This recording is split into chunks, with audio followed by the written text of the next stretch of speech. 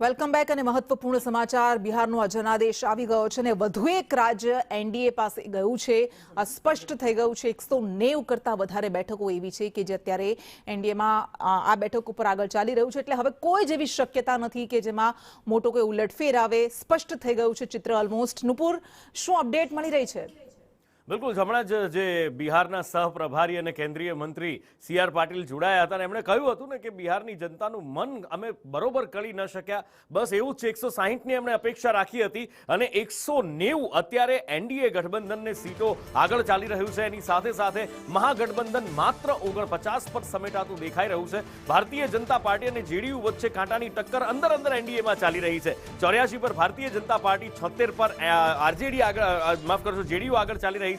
કોંગ્રેસના સુપડા સાફ છે, આરજેડી માત્ર 35 ઉપર ચાલી રહી છે આગળ। અને એની સાથે સાથે અહીંયા કૃષ્ણા, આ વોટ શેરની આપણે પહેલા વાત કરી હતી, એ વોટ શેર ઇલેક્શન કમિશનની જે સાઇટ બતાવી રહી છે એના ઉપરથી આ વોટ શેર ખરેખર એક આશ્ચર્યજનક છે, કારણ કે આરજેડી જે માત્ર 35 બેઠક ઉપર છે એનો 22.88% વોટ શેર બતાવી રહ્યો છે। એના પછી બીજેપીનો વોટ શેર છે 22.18%, જેડીયુનો વોટ શેર 18.55% બતાવી રહ્યું છે।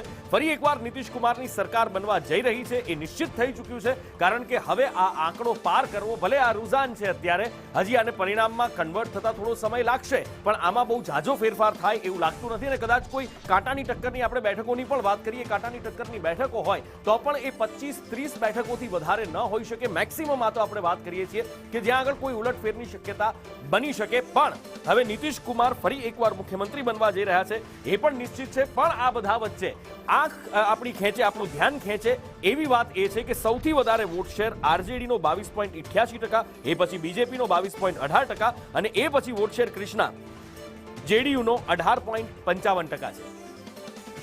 જી બિલકુલ, એટલે